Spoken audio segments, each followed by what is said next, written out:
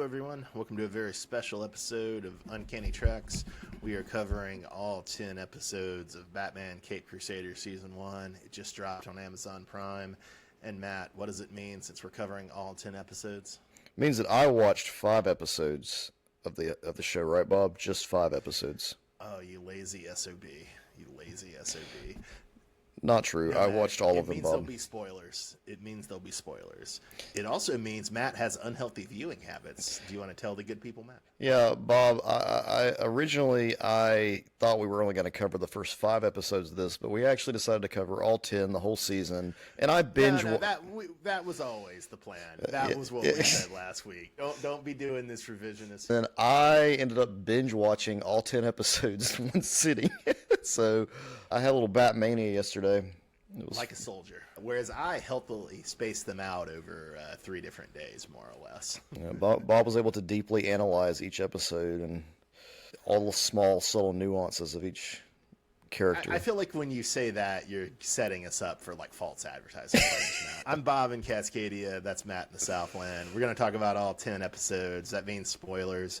We're also assuming you watched all 10. Why would you listen to us if you hadn't? So we're not really going to give plot summaries. But as Matt has pointed out, we don't actually really even need to give plot summaries for this.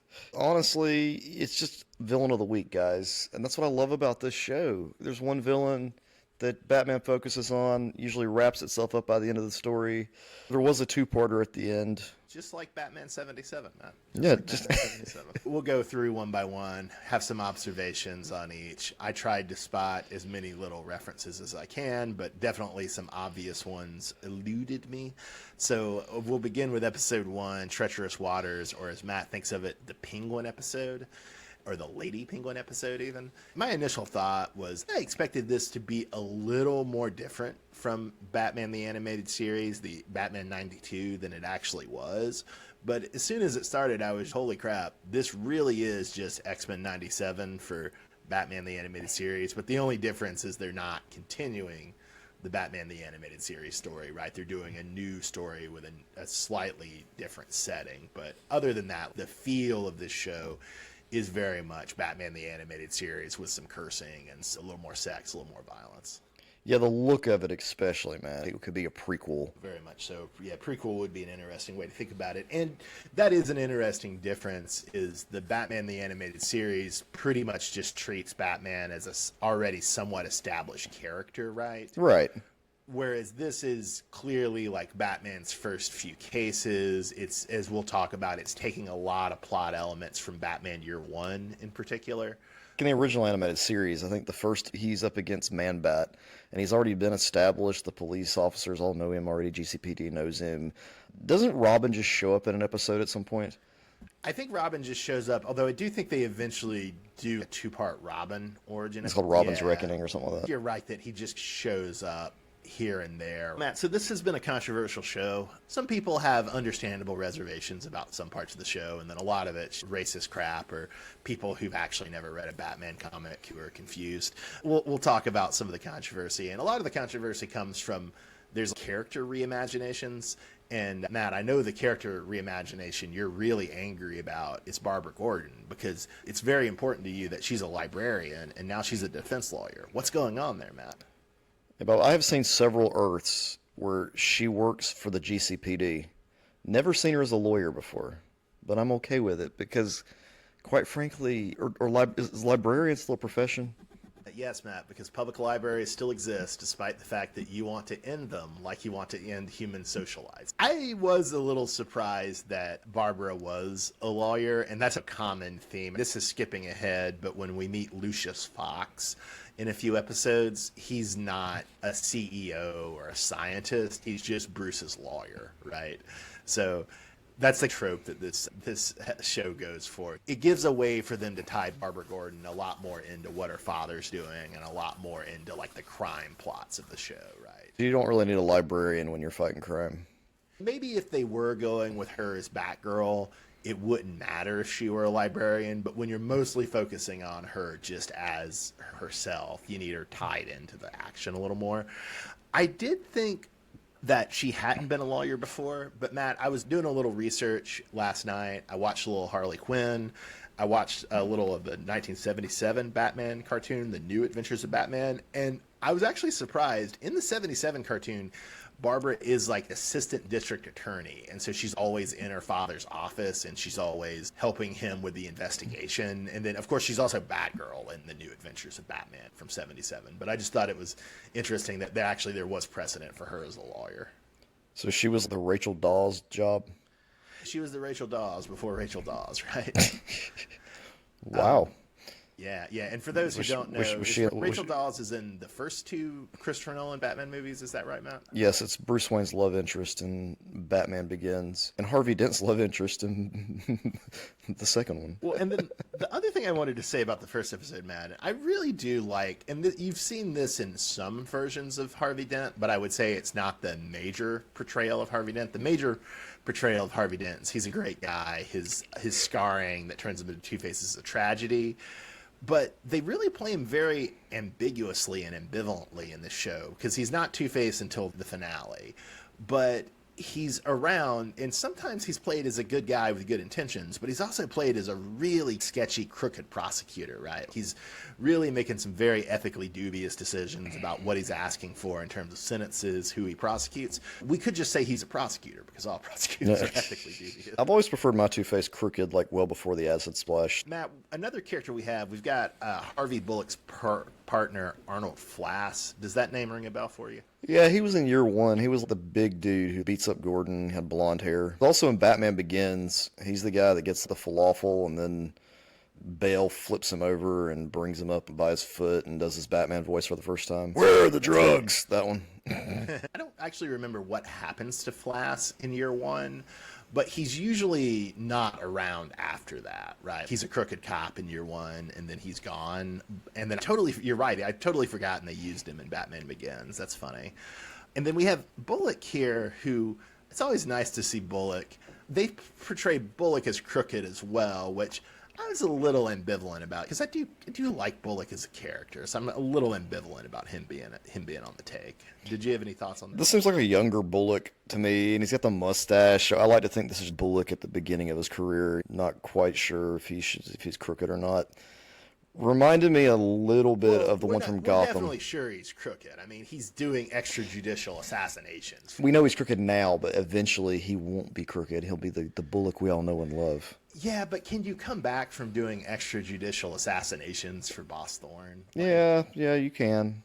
I don't know, man. Two other things about that I would say. So I actually haven't read a lot of 70s and early 80s Batman comics, but I think in the late 70s, Bullock, when he first shows up, is portrayed as a crook, and it is a redemption arc of him becoming not crooked over the course of those comics, but those were a little bit before our time, and so I've never really read them.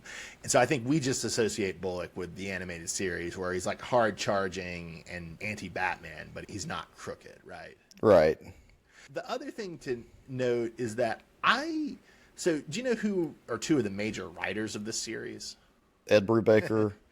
Yeah, Ed Brubaker's the main one, and then Greg Rucka as well. And so those are two of my favorite Batman writers from the comics, and we'll talk about maybe more about their stuff in a minute. But I have noticed that I think both of them don't like Bullock.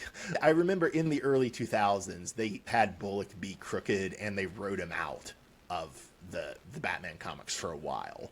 So I think for whatever reason, Rucka and Brubaker aren't really fans. All I remember him, he was always more the lazy cop who would eat donuts and stuff. I think he got shot one time. Was that the comics or the animated series, or maybe both? I think it was the animated series, actually. Matt, so the big reimagining controversy, it's not Harvey Dent and Harvey Bullock being crooked. It's not Barbara Gordon not being a librarian. It's a Lady Penguin who's a lounge singer and a crime boss. And a mother. She's got her sons Ronnie and Aaron. What did you think about Lady Penguin? Well, when I first saw Lady Penguin, Bob, I thought we might get a drag queen penguin who performs in the Iceberg Lounge. The only time I saw Penguin in the promos, and I mostly tried to stay away from the promos, but either the only time I saw Lady Penguin, or at least remember seeing Lady Penguin, she was dressed in a very penguin manner, and she was menacing Batman. And so I assumed that it was just a gender swap. I was a little intrigued when we go into the Iceberg Lounge, which, as you note later down in the notes, is like a ship, which is cool. We go into the Iceberg Lounge, and she's a lounge singer. I was actually pretty surprised when that happened in the episode. Yeah, the music number was like over the top a bit. The drag queen thing would have been way cooler had they gone that direction. Are her kids meant to be Trump's kids? They're totally Eric and Don Jr. That's hilarious. Yeah, I will say I don't really like the design of Lady Penguin, and I'm not a huge fan of the idea. I don't oppose gender swaps and race swaps in general. You'd have to take it on a case-by-case basis and see how it goes. I don't particularly like this as a gender swap. It's really interesting that they led with a Lady Penguin, which almost feels like they're trying to filter out some fans who are just too immature to even deal with this. Even though I don't like Lady Penguin, even though I love him, is one of the more boring Batman villains, and I do understand that they're trying to find something vital and something interesting about him, right? Or her, in this case. I was surprised they led with this episode as well. They would have been better served had they gone with maybe the Catwoman episode to start with. We'll get to it, but the Catwoman episode irritates me for Similar similar reasons, yet yeah. different reasons. But it is a little more fun. And then I did just want to note, too, that it is one thing that I find very interesting and I commend about the show is it's willing to have characters just be profoundly unattractive. Pennyworth, Jim Gordon, Lady Penguin's two Trump sons, they're all very ugly people. Yeah, they put ugly people on the show, Bob. Lots of ugly people. For ugly and unattractive people like us, Matt, it's very nice to have representation. Representation is so important. Well, going back to the designs real quick, Bob, Alfred Pennyworth in this show, they went with the Golden Age design. Oh, my God. So I really wish they hadn't done this. I don't actually care if Alfred is fat. But so many morons, so many sub-mental imbeciles online are, what's up with Fat Alfred? What's up with body positivity in Alfred? He was fat in his first appearance, you idiot. I don't think he got skinny until, I might be wrong about this, but I don't think he gets skinny until the 60s when they cast that guy for Batman 66. Alan Napier, yeah. The only reason I knew as a kid that there was a different design for Alfred because before the internet and we were reading 0 Hour, baby. You got it. 0 Hour, Shadow of the Bat. That was the major reason I knew. I think the other reason is I want to say you remember the Greatest Batman stories that were told, volumes we had. Either in one of them, there was a Fat Alfred story or there was at least a cover with Fat Alfred on it. I think there was a cover. It was showing you the issue where he's like a detective or something. Yeah, well, there was a whole backup series, I think in the 40s or the 50s, there were several backup stories with Fat Alfred as a detective solving mysteries on his own. His first appearance. He also had a bowler hat and a Cockney accent, which is funny. I might be getting details here slightly wrong, but the Cockney accent is more a working class London accent, at least certain working class neighborhoods of London. Whereas the Alfred, we know and love from the Batman 66 show and from Batman the Animated Series has a much more posh British accent that comes from being a servant amongst the aristos of England. Right? Amongst the wealthy. I do like in this episode, we're still in the Penguin episode, Treacherous Waters. I do like how manifestly false Bruce Wayne's Playboy routine comes across as. It comes across as a not very good routine that some people see through. This is one of my favorite parts about this particular iteration of Bruce is that he's still trying to figure out how to balance this, but not in the terrible way that they did in the Batman film with dude from Twilight. That dude just comes off as like an emo punk. You would know he's Batman if you looked at him. I wonder which one of these guys is Batman. I don't know. Maybe the dude with the black eye makeup underneath his eyes. I also loved how little Batman was in this first episode. And as a whole, you could honestly talk about how little Batman is in the show as a whole, which, again, I've seen morons on the internet complaining about, but that's good. It gives it a noir atmosphere. It makes it, when you actually do see Batman, it makes it cooler. That's the whole point. That's how that works. The original, the 89 Batman movie, you don't see him as often as you do in the preceding films. That was one of the reasons that one was better. I haven't seen a lot of interesting fan reaction to this. It's either they hate it or they love it, and then they tend to hate it for really stupid reasons. We'll get into the racism and the homophobia soon enough, but yeah, it's I don't know who Golden Age Alfred is, or I don't know. Where are Batman's little fins on his gloves? The last thing I wanted to say, Matt, was I just really found the giant cannon in the Iceberg Lounge charming. It felt very much like a Fleischer Superman cartoon, or a Batman 66 plot, or a Batman Night comic plot. The giant cannon just really amused me. The setting is so important to this show because it does feel like the 40s. Somebody's sitting on a yacht shooting at the police station with some cannon, with a missile cannon. Since I brought up the Fleischer Superman cartoon, I wasn't sure, Matt, I missed this when watching it. I guess I wasn't paying close enough attention. But I've seen the screen caps of a cameo from Lois Lane from the Fleischer Superman cartoons in the show. Was that the first episode, or was that another episode, or do you know? I think it was the first episode, but I may be wrong. I don't know. Okay. I've seen the screen caps too.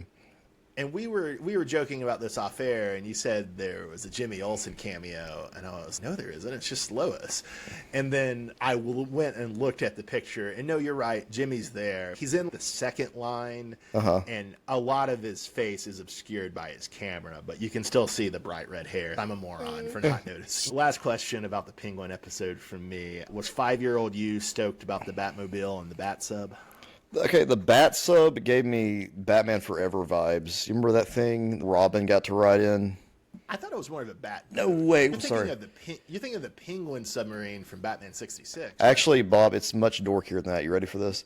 The Bat Wing gets shot down and turns into Batman Forever. Isn't there a scene in Batman Returns where he has some sort of bat boat that's like skimming on the water in the sewer? the Bat ski boat. The bat ski boat. Okay. They can maneuver in the sewers. You need a bat ski boat for the sewers. It's Bob, important. let me ask you this question, Bob. When you were younger, did you think the sewers were way bigger than they actually were? Yes, and it's entirely because of superhero. It's He lies to you about the size of sewers. Ninja Turtles, superheroes, everybody. And all these villains apparently live down there. And man, if you go in a sewer, it don't look like that. Well, and also they make it seem like the sewers are mostly just like water, not full of garbage and feces. Those Ninja Turtles are wading, skateboarding, and dookie. We've got episode 2, Be a Villain, or as Matt might call it, the Clayface 1 episode. Yep, this is the Clayface episode. Clayface 1, as opposed to Clayface 2 from Batman the Animated Series. The first thing for me for this was we have Golden Age Renee Montoya, which is to say Renee Montoya, who I believe originates in Batman the Animated Series, done in a very Golden Age style. Matt, do you think if we get enough seasons of Cape Crusader, we might see her become the Question? Probably so. Man, she's built for it. She's got shoulders. That'd be great. We already talked about Lucius Fox shows up in this. He's a lawyer. Did you want to add anything on that? Have we ever seen him as anything else other than like a scientist or a Wayne Enterprise guy? I wouldn't be surprised if he's a lawyer when he first shows up in the 70s, but I don't know.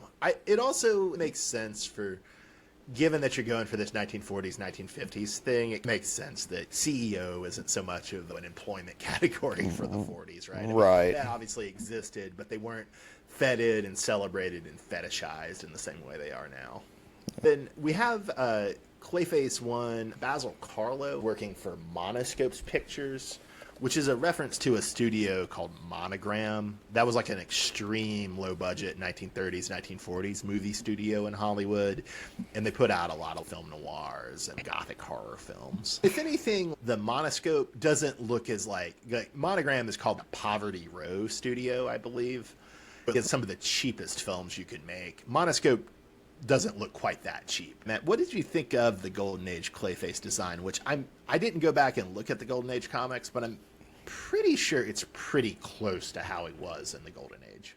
I got really heavy shadow vibes from him, especially when he's going from the fire escapes, jumping around Gotham and stuff. He has the fedora and the scarf, right? And he has the laugh, which I was a little unsure if you want to. I mean, sounds like a dumb thing to say, but I don't know. Do you really want a villain to be so defined by laughing when you have the Joker, right? Yeah, I do like that they kept the design more subtle than the animated series. He's not making axes out of his hands. There's actually two different Clayfaces in some sense, right? Because the Golden Age Clayface is basically this guy. He's Basil Karlo. He's an actor. He can modify his face, but not much else. Honestly, I think even less than what we see Basil Karlo transform into in this episode.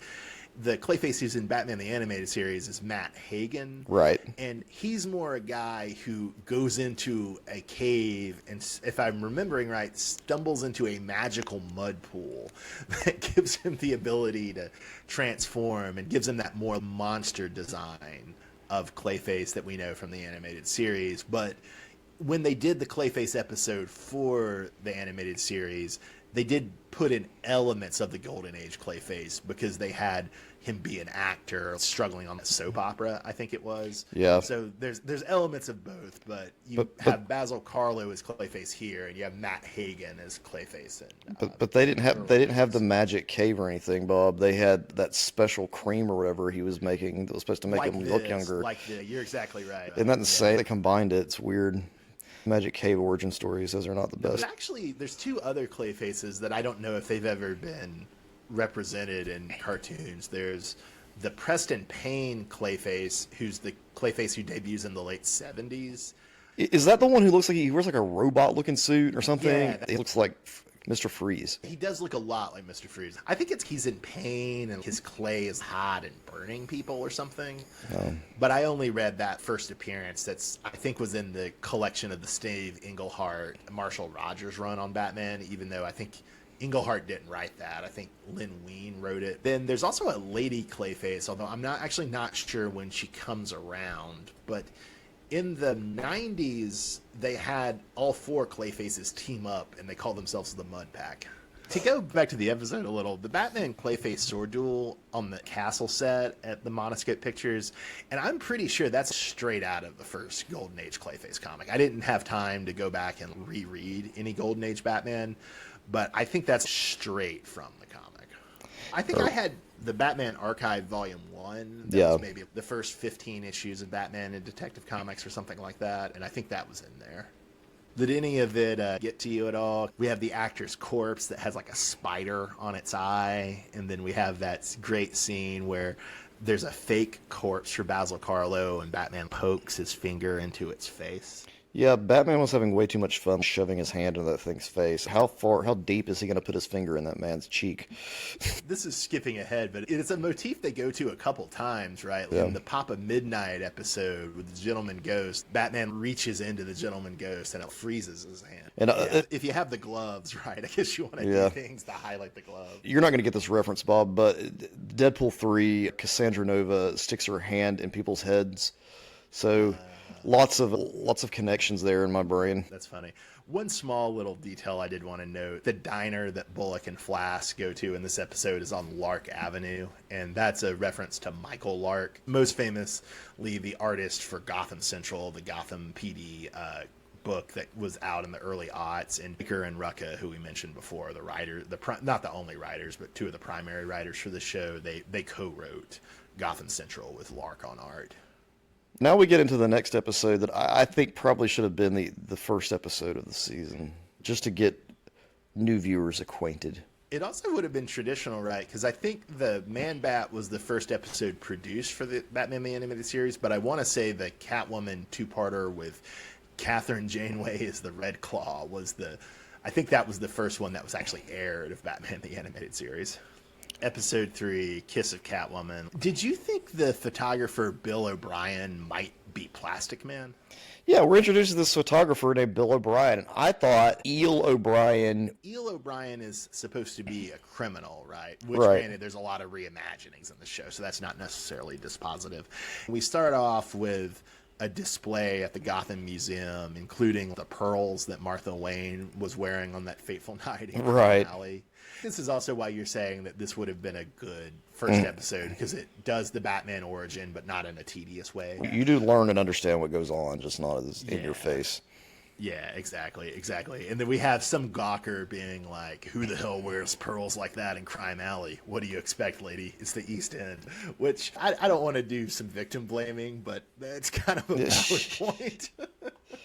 Yeah, this got the audible, like, oh, for me as I was watching it. I mean, I was glad to see his strength, and he didn't just go out and punch that guy right in the face.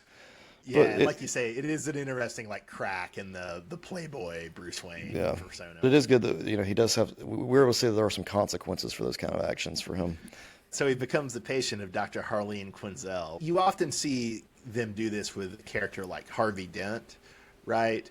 Where you play him out for a while before you make him Two-Face. Yeah. And it's interesting to see that done with Harley Quinn, too. It's interesting to see her deeply involved in the ongoing plots for a couple episodes before we reveal that she's a villain. It's also interesting here that they went with Harley Quinn instead of Hugo Strange or Jonathan Crane. Although we do have the mention that Jonathan Crane was Harleen Quinzel's teacher. If you're going to go with Batman goes to villainous shrink, it's going to be Hugo Strange or Scarecrow. I also did think it was interesting that this show seems conscious that it's coming out right at the same time, within weeks of the Penguin TV series is supposed to start next month. And then I think the Joker 2 movie is also next month. One reason they did the gender-swapped Penguin, and one reason they do a very different angle on Harley Quinn is that they just really want to differentiate these characters from how they're appearing in other media. Well, they didn't quite do that, though, with the animated series and Batman Returns. If I'm recalling correctly, they almost presented Batman the Animated Series as the cartoon version of Batman Returns. There were a lot of broad similarities between the appearance and the characterization of Penguin and Catwoman in Batman 92 versus Batman Returns that same year. Riddler and Two-Face were so iconic from the animated series that they did not need to try to go back and revamp them when they did the new adventures. Right. Although it would be interesting to go back and look and just see what, if anything, and I think you might be right that it was nothing, but what, if anything, the Batman animated series did with Riddler and Two-Face around Batman Forever, or with Poison Ivy And Bane, yeah. All right, because actually the Bane episode for the animated series might have come out at around the same time as Batman and Robin, now that I think about it. I'm not sure about that, but it might have. Yeah, I would be interested to see how the movies influenced the show, if they did at all. Selena Kyle's initial apartment building is on Luton Place, and so that's a reference to a 1940s film producer named Val Luton. He's the producer, different directors, but he's the producer of a lot of really cool 1940s horror movies, black and white horror movies. I really love them, and the most famous of which is called Cat People. Well, Bob, what do you think about the costume, Catwoman's costume in this particular episode? I thought it was really great, man. I mean, this is the classic 1950s, got the cape, got the purple outfit. I dig it. The thing is, though, I just really didn't like this as a reimagining of Catwoman, though. In Batman Year One, which the show is drawing on pretty heavily for, they really established Catwoman as coming from nothing, right? Coming from real poverty. I like that angle for Catwoman a lot better than Catwoman as a spoiled rich girl. They really made her totally incompetent. I appreciate the necessity to do different things, right? But it wasn't to my taste. I don't find the Lady Penguin very appealing, but I'm not as bothered by it as I am bothered by making Catwoman incompetent. Well, Bob, with Catwoman, I was okay with it for a couple of reasons. First off, there was a scene in her apartment where they made it very clear that she had at least some formal training. At least they try to explain some of how she's able to keep up with Batman. She collects cats, which we've seen kind of in some of the other shows, but in this, I like a Catwoman that is constantly taking in strays. Your cat's gone. What are you more upset about? We took your jewelry and we took your cat, which but I do agree with you too. The whole thing of her coming from wealth, I didn't mind that part so much, but I didn't like that she had a maid. I thought that was weird. I actually did find some of the banter between her and her, I think, German maid pretty funny, and that does feel very much like a 1940s noir archetype of, you have the femme fatale, and then you also have the vexed relation they have with their maid. One other thing I wanted to say about Catwoman, did you think they were kind of making fun of the costume too? Because I think there's at least 2 occasions where she trips on her heels. Yeah, she trips on her heels a lot, which I thought was hilarious. As I was watching it, my wife was in the room. Have you ever tried running in heels like that? You can, but you need a lot of experience, and probably it speaks to a certain profession, if you follow what I'm saying. What I'm saying, folks, is that sex workers are good at running in heels, usually. Yes. Not all sex workers, but streetwalkers have to be good at running in heels. And I could be totally off base with this, But I almost wonder if the season 2 episode with Catwoman will be, okay, Catwoman's back and she's serious now and she has a different costume without heels, right? But Bob, she had the cat car. The cat car is great, man. You can't just go from having a cat car and the cool outfit to what outfit is she going to wear? I don't know, Matt. Maybe something closer to Batman Returns or Batman the Animated. I'm not saying I want them to do that. I'm saying they might be doing. Even though I didn't love Catwoman in this episode, I did love the Bat desk, Matt. Batman having a desk rather than a Bat computer really cracks me up. This show threw me for a loop with that, Bob, because when I was watching the commercials, you see Batman, he has that map of like Gotham streets, and they had made a point to say that this was set during this nondescript time where the technology is not insane. He legitimately has a map like, that he's working off of. I was like, whoa, old school Batman. With the phone, Bob, with the phone real quick. I was mad that apparently the Batmobile has like Bluetooth capability. And Bob, this is why my brain keeps trying to say like prequel. I'm having to beat it with a stick and be like, no, reptile, no. You don't have to, everything doesn't have to be connected. Something else I wanted to ask. Do you think Cape Crusader was a good name for this series? I'm kind of leaning no. Cape Crusader is a good name for a Batman cartoon, but I think you should have reserved that for something that was a bit lighter, right? Whereas with this, I don't know. I mean, maybe they just should have called it Batman, and then I could trigger Matt by calling it Batman 24. I think they should rotate the names around, Bob. Matt, the 4th episode is Night of the Hunters. And so that's a reference to a film from 1955 starring Robert Mitchum, Night of the Hunter. Have you ever seen that one? I haven't, no. You should really see that. It's great. Robert Mitchum he's a creepy preacher in a small southern town. Here, one of the things I thought was really interesting about this episode is that we're basically doing year 1 with the cops trying to hunt down Batman, doing fake muggings and such, which is great. And then we have Renee Montoya doing the role of Sarah Essen, who later marries Gordon. The entire sting operation was excellent. That's one of the best parts of the series, I think, so far. It's just watching him outsmart them. Batman having a more adversarial relationship with the police, I think, is always pretty good, right? It's always nice to see Batman wail on some cops or outsmart some cops. We had a lot of small references in this one, too. We have a cop named Chandler, which I assume is a reference to Raymond Chandler. Do you know who that is? He's a writer, right? Yeah. He wrote the Philip Marlowe novels, and so one of the most important hard-boiled detective writers. We actually meet Jim Corrigan as a cop, who we'll find out, spoilers, in a later episode is dirty. He is the Spectre, right, in DC. He is the Spectre, right? And maybe I'll complain about that a little in that later episode. I've mentioned that Brubaker and Rucka, 2 of the main writers for this show, did Gotham Central with Michael Lark.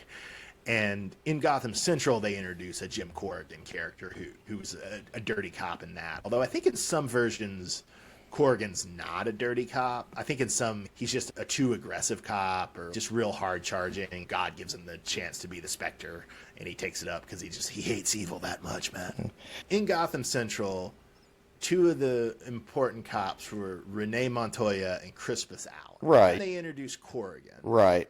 And it seems they're going to lead up to Corrigan being the Spectre, because that's what you would expect. Correct. And I might have the details on this wrong, because I haven't read Gotham Central since it was coming out. But if I'm remembering right, the end of Gotham Central swerves you, and Jim Corrigan kills Crispus Allen. Shortly thereafter, around the time of Infinite Crisis, Crispus Allen becomes the Spectre, and Renee Montoya becomes the Question. Maybe we could see the Spectre next season. Maybe not. We'll talk about this in a minute. It would certainly fit with the supernaturalism of the show, right? So, Matt, we could have brought this up before, but I'm just bringing it up now. One of the things I was utterly shocked by, but in a good way, I think it's actually really cool, is that there's such a strong lesbian subtext in this series. Especially, you've got Barbara, you've got Harley, you've got Montoya, you've got Lady Penguin, and it's just, I really did not expect this to be like the 1940s lesbian noir show. It's awesome, man. It's really interesting. Some weird Sex in the City. If anything, it made me kind of wish, we'll get to the reveal of Harley Quinn in the next episode. It actually made me wish they could have stretched out the Montoya, Harley, Barbara stuff a couple more episodes. Yeah, that was actually entertaining. I enjoyed that. Just the whole. There's obvious. It's not even subtext though, Bob. Really, I mean, it's all out Yeah. there. It's too strong to be subtext, but it still is a little understated. But it's great. Of course, some homophobes are big mad about it on Facebook. Who could have seen that coming? Rucka, one of the writers on this, is also the writer who started writing Montoya as a lesbian in the early 2000s. So who's our villain for this episode? The villain in this episode, Bob, is a weird one. It's Firebug. Do you know Firebug, Matt? I don't really know Firebug. He came out. He was introduced in the late '70s. He just doesn't fly like Firefly does. In this episode, he looks like Firefly, but without wings. He just and shoots flames. there's been a couple Firebugs, but I think this is supposed to be the first one. Although there's a third Firebug in the early 21st century, and this Firebug's costume sort of looks like the gritty early 21st century Firebug. What's weird, Bob, is that this character actually appeared in the Batman NES game. No, it's not the character you think it is. My first thought was, no, Matt, that's Firefly, because there's an early type of Joker henchman who flies around. Yeah. I don't think it's actually supposed to be Firefly, but you and I think, always thought of him as Firefly. Then, Matt, I had to do some reading, and so am I right in saying that the penultimate boss, it's like him, then Joker? It's insane. Do you really think I ever got far enough in that game to see Firebug? Oh, Matt? probably That was like not. That's one of the hardest games ever made, and I'm one of the worst video game players ever made. How am I ever going to have seen Firebug?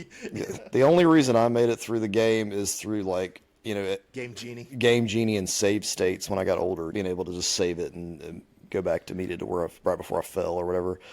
But yeah, they have some strange enemies in that. They have the Electrocutioner. Which, yeah, I was going to bring him up too, which is, I think in some sense is not so strange because Executioner was pretty common in the late 80s Batman comics.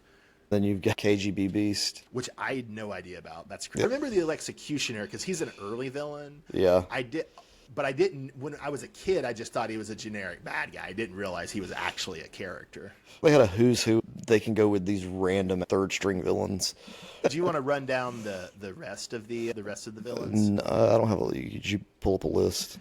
Matt, so I respect Wikipedia, right? I Right. want to impugn the honesty of Wikipedia, but I do wonder about this list of villains from the Batman 1989 NES Sunsoft game. I mean, maybe it's right. I mean, I was just so incompetent at the game, I never got, I think, past the third level.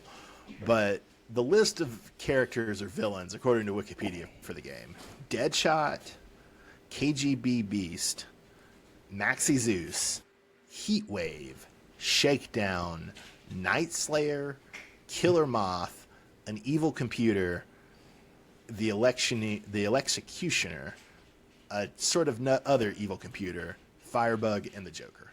Those aren't all bosses though. Like some of these are just characters you attack multiple times. You may remember Deadshot. Deadshot was in the first level. There was a dude that would shoot at you, and it was him. It was supposed to be Deadshot. Oh, that was supposed to be Deadshot. And I am looking at a screen cap, and so Heatwave is just the guy with a flamethrower, which I just assumed was just a henchman with a flamethrower. What were KGB Beast and Maxi Zeus like? Do you remember? Maxi Zeus, I want to say he was in the level that was like the sewer, the factory one. And he just shot lightning. It wasn't anything crazy. KG Beast. He's in the sewer level. He just jumps down at you and tries to hit you. He jumps off a ledge. I have no idea who Shakedown is. I think I might broadly remember the Night Slayer. I think he has a sword. A ninja guy, and he runs at you real fast. He'll be relevant later. I might remember Killer Moth. I definitely remember the Executioner. I always had the theory that Firefly was one of the henchmen too, although the Wikipedia article is not validating that. Matt, should we move on to episode 5, aka the Harley Quinn episode?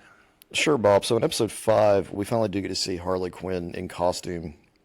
But Matt, you were more excited to see King Tut, right? Oh yeah. We do get to see other, characters. It wasn't meant to be important necessarily, but we do get to see King Tut. I don't think any of Harley's other prisoners that she has were supposed to be characters besides King Tut, at least as far as I could tell. Yeah, I couldn't tell either because I thought that we were going for something with that. There were so many different. Each one had a different issue. One was like laughing like the Joker was getting tickled on the foot. The title of this episode is Stress of Her Regard. That's a quotation from a poem by a guy named Clark Ashton Smith, who's not a very good poet, but he's a H.P. Lovecraft type guy. And it's about Medusa. And then there's a writer named Tim Powers who I like, who I haven't read this novel by him, but he did a vampire novel called The Stress of Her Regard. And I happen to know from back in the day, I was a big Ed Brubaker fan, and Tim Powers is one of his favorite writers. So this is clearly a reference to that. Okay, that makes sense. Going back to the King Tut thing, Bob, we've never seen King Tut outside of the 66 show, right? He's shown up in the comics a couple times, both the mainline DC Comics. You remember that Batman Confidential series that was Legends of the Dark Knight? Yeah. Rotating. There's a King Tut arc in that in the 2000s. Only other media appearance besides the 66 show. I think you're right, but I might be wrong. Yeah, I didn't think that character was popular at all with anybody.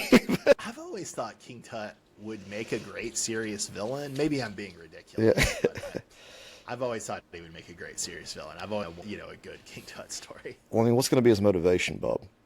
He wants to recreate his imperial power as a pharaoh, Matt. He's better than Maxie Zeus. You got to give him that at least. I read an interesting take that some people think that Max Schreck in Batman Returns is meant to be Maxie Zeus. Oh, I can see that actually, especially the emphasis on his skyscraper office. He gets electrocuted at the end. He's all about the whole thing is about building a power plant. Remember? Yeah. So yeah. I could totally see that. Thanks for telling me that. I do want Max Schreck to come back in some form. Like Max Schreck was awesome. Right? I like how when we were younger, we thought he might come back as Two-Face after he got shocked. We were dumb kids. Of course, I also thought Vicky Vale would become Batgirl. Maybe I'm wrong. Maybe I'm making myself sound better. I don't think I was that dumb. That was just me. But looking at, I was like 4 years old watching Batman 1989. What do you expect? I did have a personal trauma from this, Matt. Have you ever had a friend who always likes to role play? Not in bed, just in conversation. They like to role play. Yeah, sometimes. Yeah. I've known people like that. I hate that stuff. So when Dr. Harlan Quinzel was trying to get Montoya to role play, I was just like, oh my God, no. Yeah, I don't have a friend who does that. I have a coworker who has the voice of Harley. That drives me insane. We already talked about this a little, about the necessity of this show to differentiate the Penguin from Colin Farrell and to differentiate this Harley Quinn from the Lady Gaga Harley Quinn and Joker 2. But what did you think of this as a Jokerless Harley Quinn? I like it. She just gives her a gimmick of her own, even if it is a bit too Hugo Strange for my taste. I hadn't thought about that, but you're right, especially Hugo Strange and that story, Batman Prey from Legends of the Dark Knight. She's really brainwashing. Is it just me being a communist, or is it maybe not the best thing to have Batman defending billionaires? God forbid they donate their money to charity.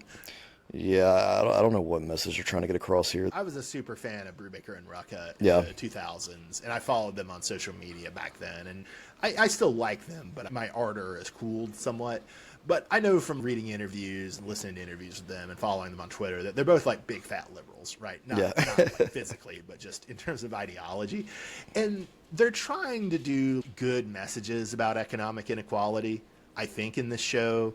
Like, there's the talk about unemployment leading to high crime. There's talk about deindustrialization in a different episode. And there's talk about inflation. So they're trying to have a good kind of economic populist message, which I appreciate. But it just, I don't know. It just felt weird to be like, oh, yeah, Harley Quinn's robbing billionaires. Batman's got to defend his class. The last thing I wanted to ask about Harley Quinn, Matt, was do you remember Lockup from Batman the Animated Series? Oh, yeah, I do remember Lockup. Yeah, he was originally created for that, right? For this. Yeah. And then he shows up maybe around No Man's Land. He's the big vigilante prison guard. He's the Arkham guard turned supervillain who's locking up supervillains. And so when you said Hugo Strange, I was like, yeah, that's definitely an influence on this version of Harley, but also Lockup. I think. Yeah, Lockup makes sense too. And then, so at the end, Montoya and Harley are supposed to meet at the Hoppers Jazz Club. Did we see it? Did you get that reference? No, what is that a reference to? Do you know that famous painting Nighthawks, where it's like the cafe? Yep. That's Edward Hopper is the painting. The frame of the way the lines of the jazz club come out is the same as the building in the cafe in Nighthawks, the way the lines run. Episode 6, Night Ride. Here's where we start to hit the supernatural, Bob. Gets a little more. We bust open that supernatural box. Matt, do you know the Gentleman Ghost at all? I do. I've seen I've seen renditions of him in several different things. I want to say he was in the Brave and the Bold. Did he make an appearance in Justice League Unlimited? Probably. But Every character's been on that show. yeah. And traditionally, he's more of a Hawkman villain, but he was apparently often a Batman villain in the 70s, but we weren't really reading that. Right. And it is I think usually the Gentleman Ghost is just a British highwayman ghost, but here they make him a Tory who opposed American independence and who hates the poor. Reverse Robin Hood. He robs from the poor, which I thought was actually pretty hilarious. He's just everything you should hate. I was talking about the economic populism, class war themes, which are very prominent in this episode, too. We also, I love Lucius Fox just calling Bruce Wayne out. I was raised to treat the staff like people, Bruce. Bruce was raised by his butler, so I don't know. You would think he would act right. We also learn in this that Harvey Dent comes from money, which is, I don't know if that's ever really been emphasized with Two-Face before, but it's an interesting character dimension, right? Oh, yeah, they've never really pointed that. There's a 1980s Batman annual that's a Two-Face origin, and they really play up Harvey's dad beating him and flipping the coin to see if he's going to beat him. But I don't remember the economics of that, though. On a less grim note, we have a reference to the mold-off coat of arms, and that's a reference to the 1950s Batman artist Shelley Mold, which was nice. And then, Matt, we get a character who I don't think I've ever seen in the context of Batman before. I mean, I know the character, but I've never seen him in a Batman context. It's Linton Midnight. Do you know Linton Midnight? Yeah, that's Papa Midnight. He's like from Constantine. He's a voodoo consultant. Yeah, voodoo consultant for John Constantine. I've mostly just been aware of him from the little Hellblazer I've read from the late 80s, early 90s.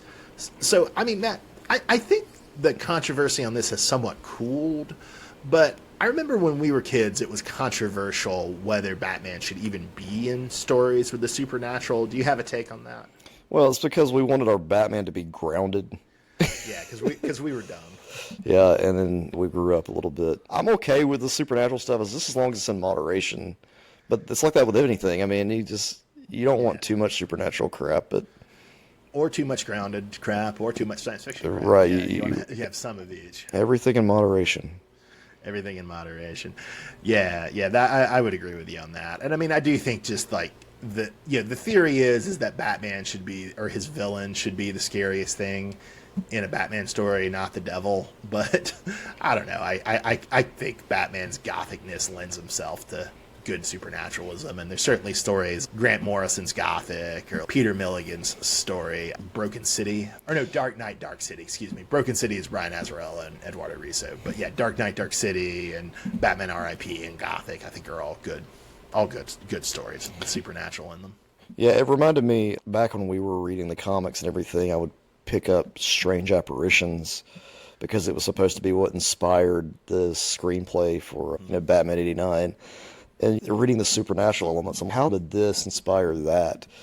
But that was as a kid. Now I can see all the different nuances and different ways they pulled from the things. But at the same time, back then, I had no clue. So I thought it was so stupid. Although, I think I liked them at the time. You did. I still think it's some of the best Batman comics ever done. And if I remember, well, no, I guess they did actually do the full-on Ghost of Hugo Strange in that, don't they? Matt, on the point about good old King Tut, which we were talking about earlier, I'm in the Wikipedia page, so King Tut is in Batman the Brave and the Bold, but for copyright reasons, they call him the Pharaoh. Oh, okay, the Pharaoh. And I guess they also don't actually call King Tut in this episode. Do you know those two Batman 66 animated movies? I think it's Return of the Caped Crusaders and Batman vs. Two-Face. The one with William Shatner's Two-Face. Apparently King Tut is in both of those, as well as the Lego Batman movie. Okay, wow. So he has made a couple of appearances outside of... Yeah, and he's in Batman Unburied, that podcast that I have not listened to.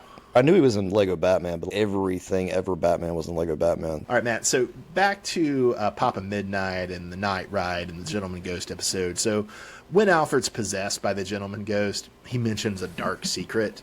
Do you think that's something about the Waynes, or do you think that's something about Alfred, or maybe something about his lost daughter? All right, Bob, it's going to be really controversial. You ready for it? Hit me. I bet money, Bob. It's that Dr. Wayne was really a criminal. It would be fun if this show did a version of Batman R.I.P. or of Tom King's Nightfall of the Heart, where you did have a villainous Thomas Wayne. I could actually get behind that. This has become that, but it's getting to the point where it's stale, Bob. That's been done so many times. It's been Yeah, done I get out, that. yeah, but it's also been done in media beyond like what you, Yeah, like the that- video game media. It's all over that. But I'm fine with it, Matt, because rich people suck. yeah, we want to make sure we tie crime and wealth together. That way, we feel better because we don't have wealth. We know they're committing crime to get it. I think it's the Balzac line that every great fortune is built on a great crime. That's actually probably true. I do like in this episode, at the end, we have Batman returning a little bit of Gentleman Ghost in smoke form to Papa Midnight. And Gentleman Ghost is horrified. And I like to think that's in part because Gentleman Ghost, like so many Batman fans, is racist. Oh, Gentleman Ghost is a total racist. Did I ever tell you that terrible story about the KKK and my ex-girlfriend working at the library? I think you did, yeah, but tell it again because it's funny. So I had an ex-girlfriend who worked at the library at University of Georgia, and there was an old lady there who she couldn't really do the work anymore, but they just let her go around finding books, and sometimes they would place books for her to find. And so she'd come around and she'd like inspect your cart when you were shelving looking for the books. And so she was looking for a book that had 2 Ks in the call sign. And my ex-girlfriend just said jokingly, "Oh yeah, no KKK stuff here." To which the old lady is like, "Well, I never approved of hurting no one, but something had to be done." There you have Yeah, it. Those yeah, people still exist. yeah, at least as of 5. Definitely still today. But yeah, racist old bat. Racist old bat. The last thing I wanted to say about the Gentleman Ghost episode is, maybe this was said before, but I didn't catch it till now, that Dent's aide was named Gorman. And that's probably a reference to a guy named Ed Gorman who writes noirs and westerns, although I've never actually read any of Ed Gorman's stuff. Yeah, Bob's catching all these references that I have no clue to, so Or I'm just taking generic names and being like, that's also the name of a writer. we trust you with that hard-hitting Speaking of analysis. references, Episode 7 is Moving Target. This is the Onomatopoeia episode. Ugh. And it's named after a Lou Archer novel. Ross MacDonald is the writer. Lou Archer is the PI. He's probably the second best hard-boiled detective after Raymond Chandler's Philip Marlowe, who we already mentioned. This is the first novel. It's actually the weakest novel in the series. Start somewhere else. But it's not a bad novel. And I know for a fact, just like I know Brubaker really likes Tim Powers, I know for a fact he really likes Ross MacDonald. Matt, we start with Floyd Lawton taking a shot at what we think is Jim Gordon. Do you remember who Floyd Lawton is? It's Will Smith. Yes, you got it. It's Will Smith, also known as Deadshot. Did this remind you at all of the Officer Down crossover from the early 2000s? The entirety of this episode reminded me a little bit of Batman Arkham Origins, which interesting. has a whole plot where a hit has been put out on Batman, and all the assassins come to Gotham to take out Batman. That's the whole game. Yeah, there's been some comic series like that too, although I can't think of specifics at the moment. I was hoping they were going to take more from that game and bring in more assassins. When I saw that Deadshot was there, I was like, okay, cool. They're going to bring in other assassins, and then they just bring in Onomatopoeia and his like team of generic-looking assassins that all carry gun cases on trains. Normal mob guys. I hate Onomatopoeia. He's a Kevin Smith creation, and I hate Kevin Smith. I think he first shows up in Kevin Smith's Green Arrow run, and then I think Kevin Smith does have him fight Batman. Yeah. This is still like a reimagined Onomatopoeia in some ways, making him much more of like a mob hitman rather than, I think the Kevin Smith version like kills vigilantes. Correct. But he still has this stupid gimmick of only speaking in onomatopoeia, which, is just a stupid gimmick because you can't develop a character. It's just functionally a stupid concept. Well, and they solved this by having his random henchmen speak for him, which is so lame. He's got a couple of things. I will say, other than the presence of onomatopoeia, I didn't actually mind this episode that much. I thought it was pretty well done for the most part, at least until the end. And it was funny, my boy Noah, when he saw Onomatopoeia in the trailer for the show, I might not watch the show. He hates Onomatopoeia. And in fairness to him, he also hates J.J. Abrams, who's a producer. Yeah. So I encouraged him, look, Onomatopoeia is one of the worst parts of the show, but it's not that bad, and it's only one episode. I used to like Green Arrow Quiver. I haven't read it in 15 years, probably. I liked it, too. I didn't really, come to hate Kevin Smith until he started doing awful comic with Black Cat, or the awful comic where Silver St. Cloud says that Batman gave her 30 orgasms in one night or something. The one where Batman pisses himself. Oh, yeah. I was already off the train by that point. Kevin Smith sucks, people. A few other references in this. So they're talking about a middleman named Muller. That might be a reference to a guy named Eddie Muller, who's a historian of film noir and is prominent on Turner Classic Movies.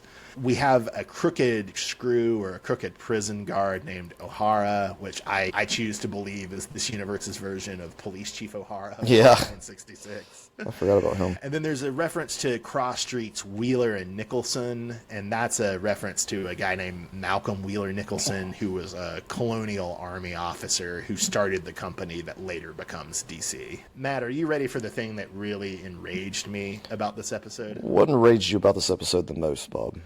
Well, it's two things. So I thought it was, despite Onomatopoeia, I thought it was fine enough. But then at the climax, we find out really the hit was on Barbara Gordon, not Jim Gordon. And Corrigan is about to kill Barbara. And so Gordon bursts in. He shoots Corrigan's can, so he drops the gun, which I hate that stuff. You can't shoot like that. Nobody actually shoots like that. You aim for the center of the target. Yeah. You can't shoot a hand or a foot. That's stupid. You shouldn't do it. So that sucks. It also sucks, why wouldn't you just have Gordon kill Corrigan so he can become the Spectre?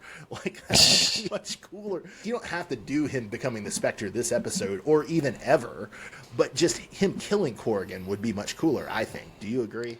I do agree with that, because then you could have some interaction with the Spectre and Gordon in season 2 or 3 or whenever this... Even if you never get to it, even if it's just Gordon kills Corrigan and it's a loose end where he can become the Spectre. Yeah. The other thing I hated was the entire episode was somewhat structured around an argument between Jim and Barbara about how much do criminals deserve a fair trial or whatever. Right. And the structure of the episode just seemed to be there to vindicate, no, Jim is right, Barbara's a bad person. Criminals don't need competent legal defense, Matt. They're just bad people. There's some weird messages coming through, Bob, in the show, I have to say. Yeah. That's definitely one of them. Episode 8, Nocturne, which is the Nocturna episode, although I didn't know that for quite a while. Yeah. But Matt, do you know what a nocturne is? Is it like a work of art inspired by the night? You got it, Matt. You got it. Oftentimes a piano song is like solo song, but not just. It can be like a poem or something else too. Well, Bob, we do get a look at Julie Madison here. Would you agree that she's the Selena Kyle we have at home, Matt? Yeah, definitely the Temu version of Selena Kyle. Yeah, very much so.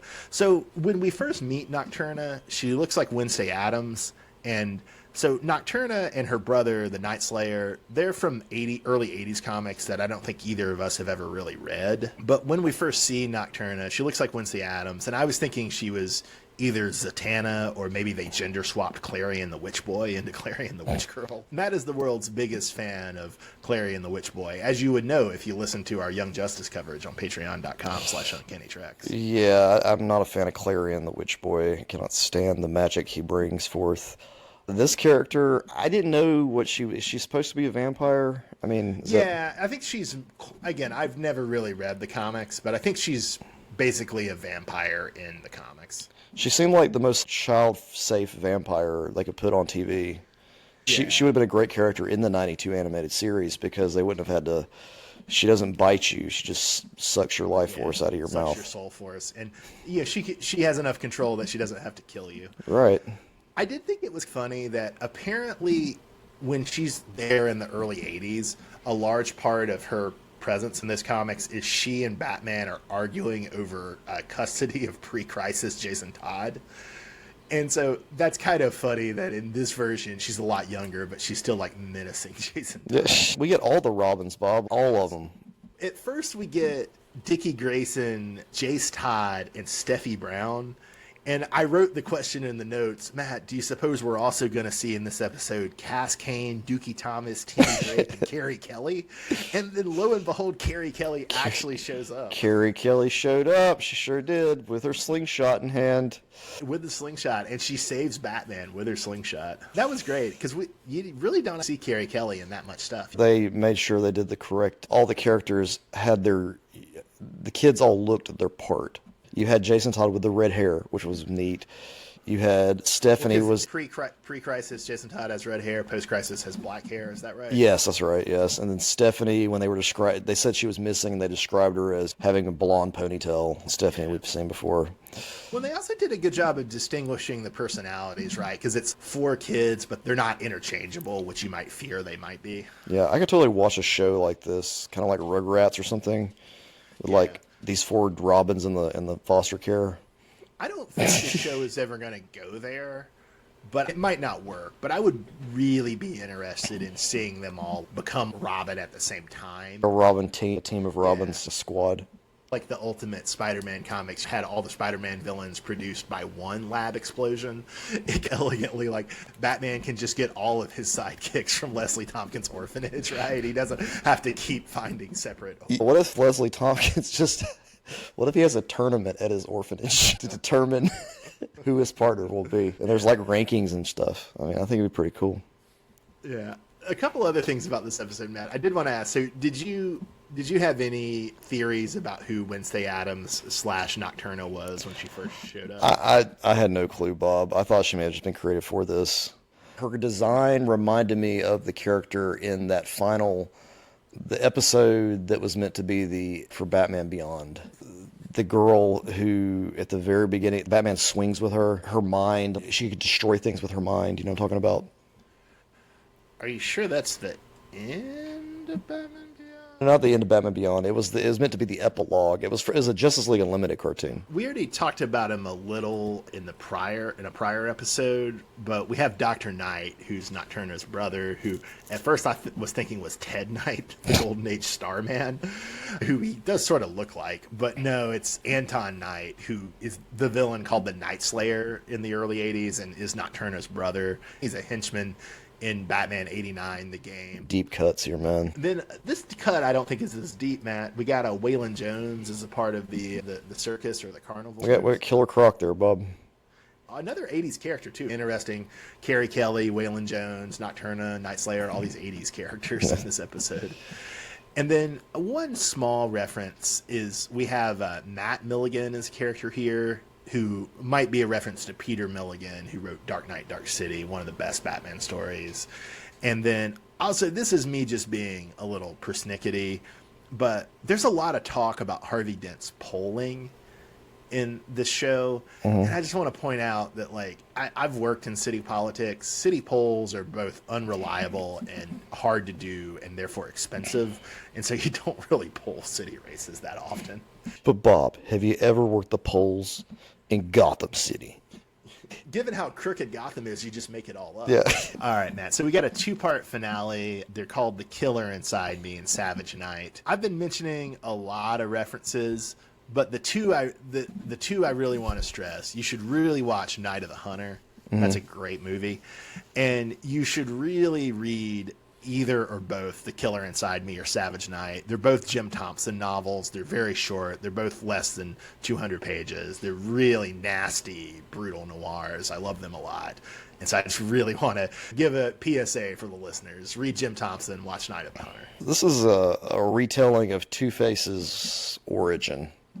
Which was also a 2-parter in the animated series, I think. Correct. Comparatively, Bob. Batgirl. Yeah, it did have Batgirl.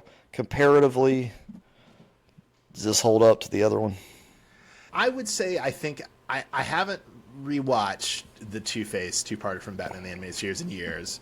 In my memories, it's better, but I do think this is a really valid and really interesting version, and I'm glad that, even though I don't think it's as good as the original, I really like it. I'm glad they did it. Does that make sense? It does make sense, yeah. And I'd say I did enjoy this version, but I think original from the original animated series. I think it's still in my brain. Is One of the only good fan things I saw online that actually did make me think about the show in a different way was I hadn't really tracked this as close as I should have, probably because I was tired after, although not as tired as Matt, but I was tired after having seen so much Batman, is they did a good job in this of usually like whenever Two-Face is saying something messed up, it's the scarred face. correct, yeah. But here it's the Harvey Dent face, which I think is a really neat inversion that it like makes the Harvey Dent side of him actually the crappy side in a way.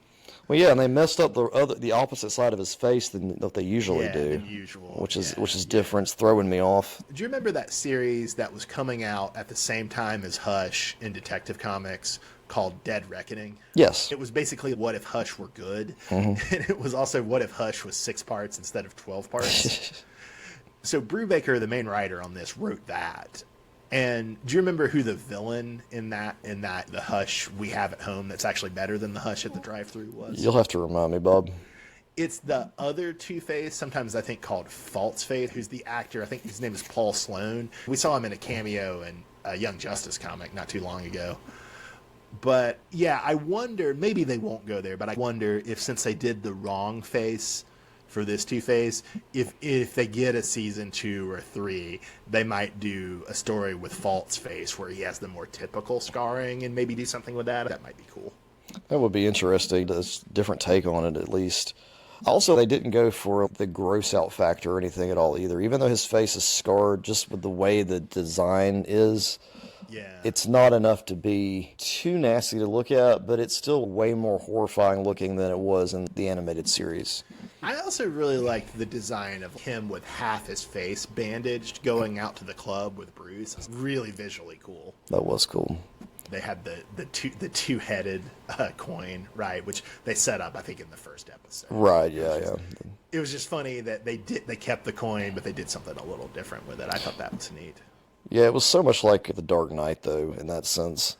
Because they do that in the... That was a big thing with Rachel Dawes, yeah. Interesting. Do they do that same thing with a two-headed coin, or no? He says I make my own luck, but it's because he has a two-headed coin. Oh, I totally forgot that. Okay. Thanks for reminding me of that. A few other little details about this.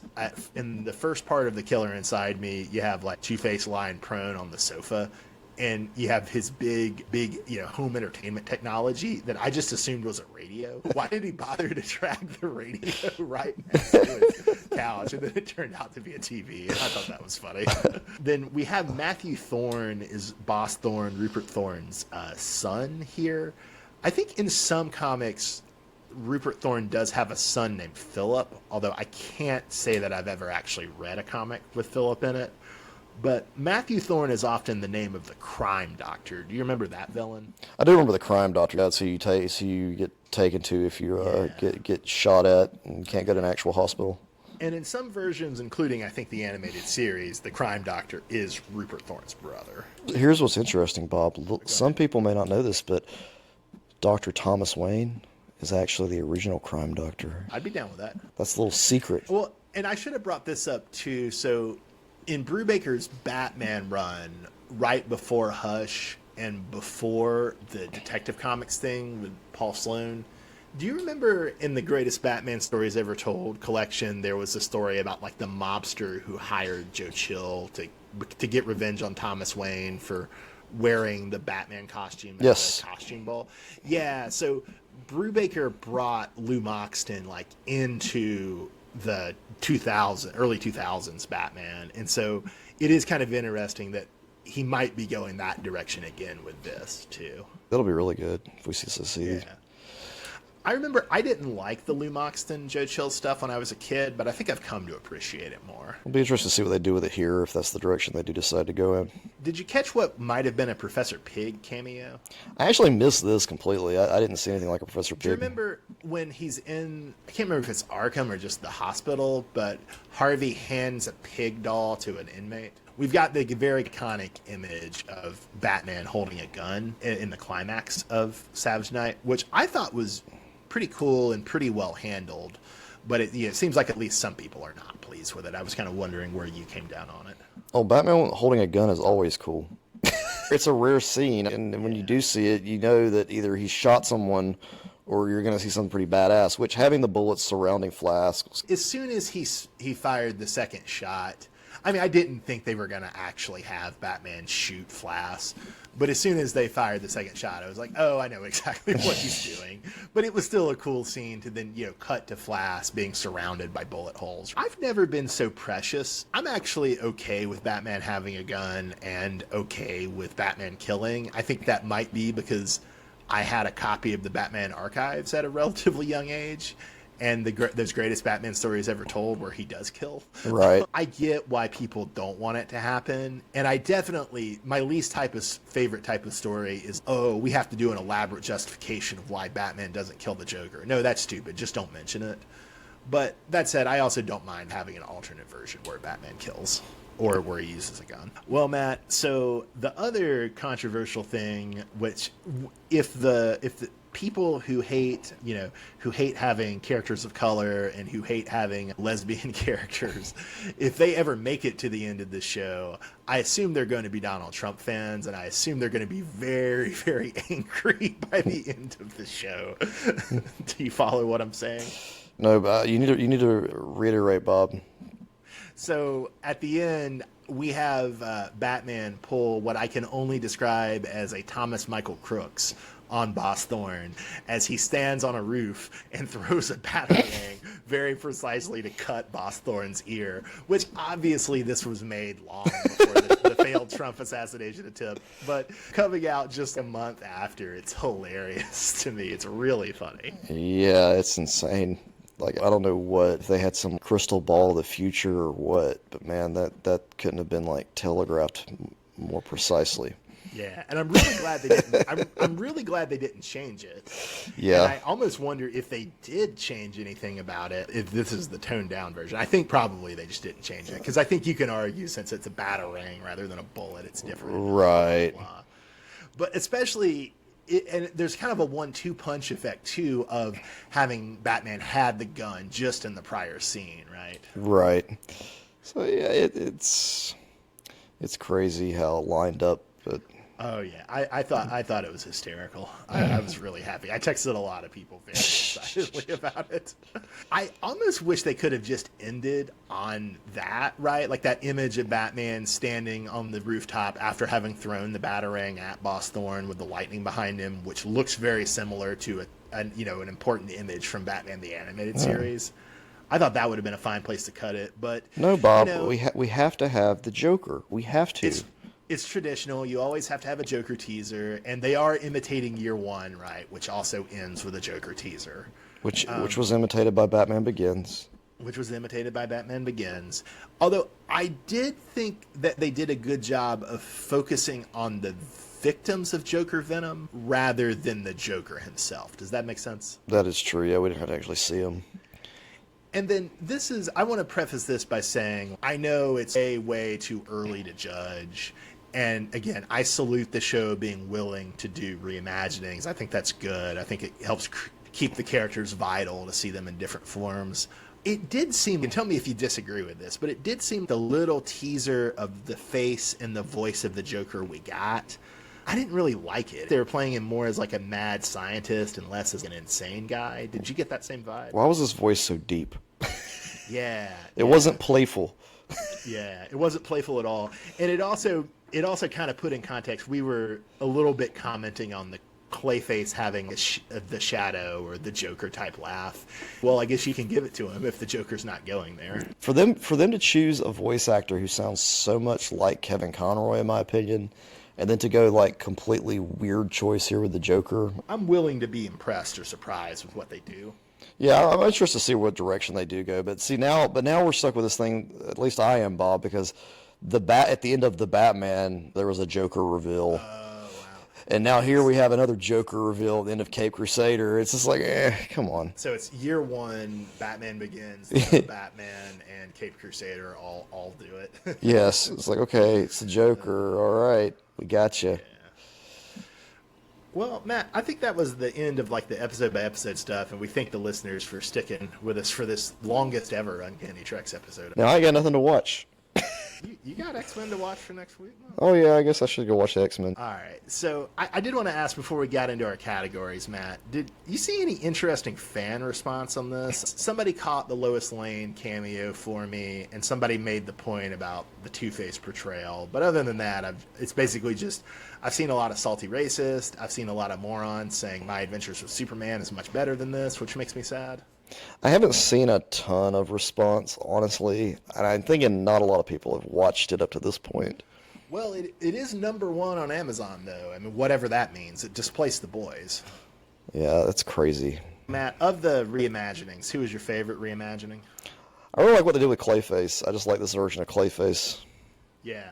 I mean, I agree with you. It's a great version of Clayface. If one wanted to be a pedant, one could say it's pretty much just Golden Age Clayface. Is not a reimagining. But right. Compared to the Matt Hagen, like, magical cave Clayface, yeah. we sort of get in Batman the Animated Series. I'm going to go with Harley Quinn. I actually like this version of Harley a lot. It's cool. Yeah, I was a little nervous when I first saw the commercials and the trailers and stuff, but it turned out great.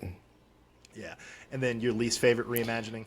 Yeah, I'm gonna go with the Penguin, but not because she's gender swapped, just because it just didn't land well. The entirety of it. Yeah, I didn't like Lady Penguin, although like you, I'm not opposed to gender swaps in theory. I think you just have to judge it on a case by case basis. But I appreciate that they went for it, and like you were saying, it was an odd but perhaps intentional choice to lead with that. I think more time with that character would probably make her more interesting to me. I am interested to see where they go with her. And I'll tell you, as soon as her sons showed up in that episode, I should have said this in our episode coverage, I assumed that one of them was going to be the Penguin. And then they very much didn't go that direction, which was it was almost like they wanted to tease you into thinking that's what they were going to do, and then they didn't. Right, yeah. I agree with you that I don't like Lady Penguin, but I'll go with Catwoman. I just can't, even though there was a lot to like about this Catwoman, I just can't deal with an incompetent Catwoman. That's not right. Well, Bob, my favorite episode was Stress of Her Regard, which is the Harley Quinn episode. Yeah. These titles need to have villain names in them. I could go with pretty much any of them. I mean, I honestly thought most of these were great. I would be fine saying that any was my favorite. The one exception to that would be, and I didn't utterly hate this episode, I would still probably put it in good rather than dumpster fire, even though a lot about it made me angry. But my least favorite was Moving Target. Mine too. Yeah, anything with the onomatopoeia thing. I feel like they could have introduced. I really was expecting to see more assassins. I guess I think in my mind I had this different picture of what I expected from an episode where you're bringing in lots of assassins to murder someone. Yeah. With so many different characters to choose from, and you tease us with Deadshot at the beginning. I mean, come on. Yeah. And that is wild to just like you dispose of onomatopoeia because he's a one gag character and then you do Deadshot. Yeah. not vice versa. I agree with you that you could do a lot with the assassins thing. Like they've done a good episode of Batman Beyond with that, for example. But I do kind of appreciate that they are trying to do a mob aesthetic for the show. I just wish they'd done it with a better character than onomatopoeia. I'm gonna think on that one and try to come up with a better character that could have been there. And a KGB Beast. Yeah, I actually am really interested to see if they do KG Beast for this. That you could do something cool with that. Definitely. I usually don't like KG Beast, but I think you could do something cool. All right, Matt, do you want to run me through your rankings of American superhero cartoons? Sure, Bob. So you asked me to rank these, and then I looked at your ranking, and I was like, "This is pretty much spot on, Bob." I don't have. Oh, I wanted to just have you presented to yours, and then I'd be like, "I agree with you, man." Okay, all right. So Bob, if I had to rank the U.S. superhero cartoons that I've seen, I would say Batman '92, Batman Beyond, that whole thing. And we were talking about this off air, but yeah, I think those are functionally the same show. They are, yeah, pretty much. X-Men 92, X-Men 97 will be number 2. And you need to check out our coverage on 97. Free, yeah, and then our X-Men 92 coverage is on Patreon. Yes. The third, Bob, in my rankings, I would put this show. Are we being too premature putting it here just based off one season, Matt? Based off one season, Bob, and knowing what I know about Young Justice, in its current season and the fourth season. I'm okay putting it number 3, Bob, because honestly, in my brain, I'm treating it like a prequel to Batman 92. Yeah, one could argue maybe we should just put it Batman 92, Batman Beyond, Cape Crusader, all as one thing, right? Because then I'm like, well, then Justice League and JLU should also be in that same, like, the whole Timverse thing. So Yeah, but to me, there's I guess they're definitely the same universe, a lot of the same characters, but to me, the aesthetic identity between Batman 92, Batman Beyond, and Cape Crusader is so strong. I'm kind of thinking that instead. I wouldn't necessarily fold JLU or the Superman 96 show into that. You see what I'm saying? right, because that's a different aesthetic. You're right. Yeah. You've got, okay, so you had Cape Crusader number 3, then number 4 we have Young Justice, which, I'm loving Young Justice. It's a good show. Justice League Unlimited. Yeah, I could see that after Young Justice, so that would be number 5. Yeah, my argument for that would just be Young Justice does more interesting things narratively than Justice League Unlimited, even though I like both a lot, and I think both are tremendous shows. Yeah, and Young Justice does, like, the big time, like, events really well. Some of that was... Yeah. Spidey 94, you guys number 6. Yes, I agree with that. With Superman 96 after that at number 7.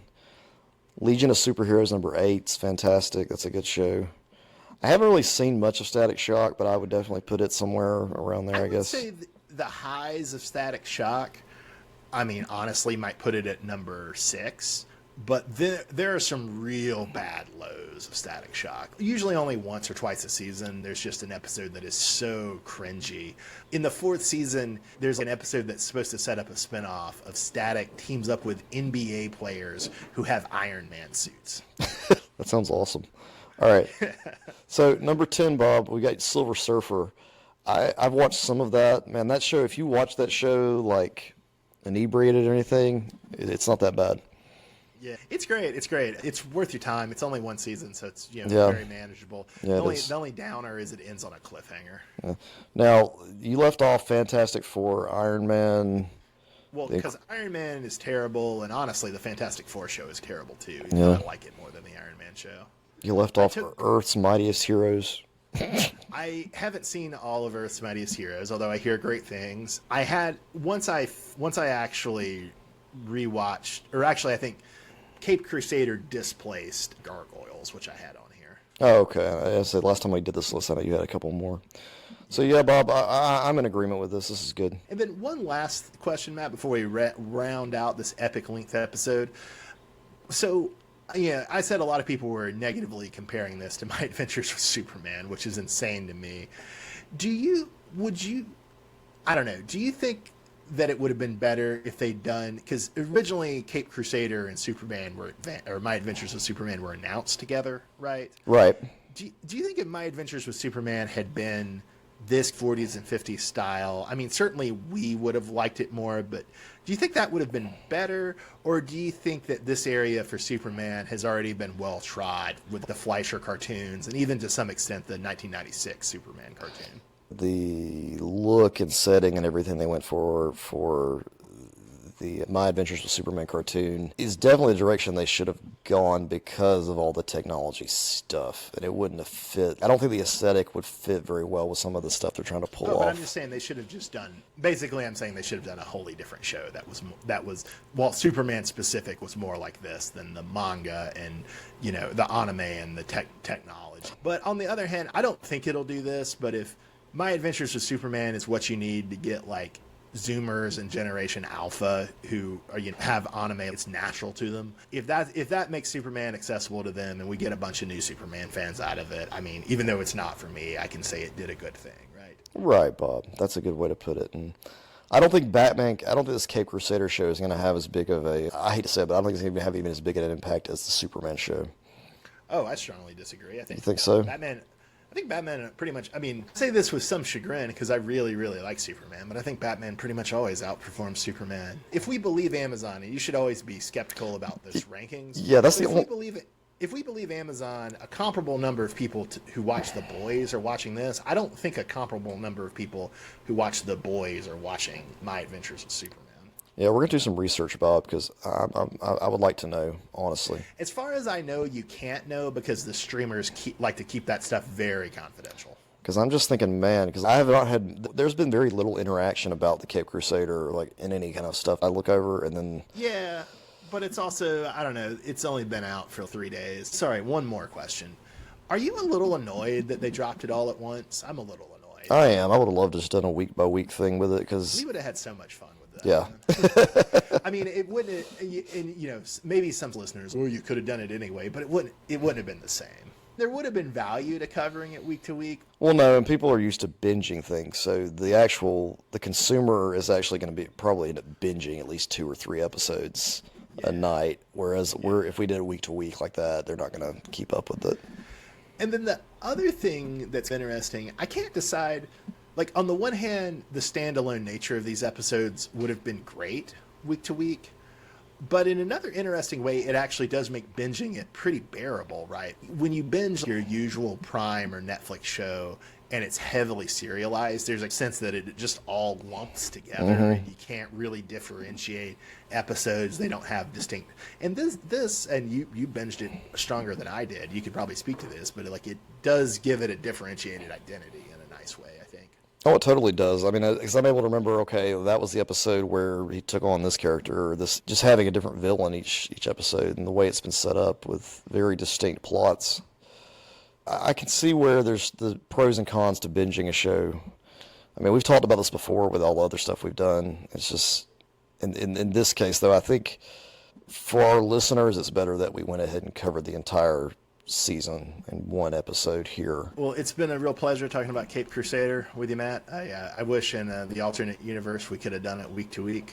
But yeah, join us next week. We'll probably be back with some Fantastic Four coverage before too long. We'll probably be back with some Star Trek, the animated series coverage as prelude to Lower Decks. And if the Penguin show is good, we might do week to week coverage of it. We'll just have to see if it's good. I've got a feeling it's going to be pretty good, Bob. We'll be covering the Penguin. I liked that trailer, although your brother did call me a sicko for liking it. Well, this has been Uncanny Tracks on Cape Crusader, Season 1, epic length binge episode. I'm Bob in Cascadia. That's Matt in the Southland. Have a great night, everybody. Thanks for listening.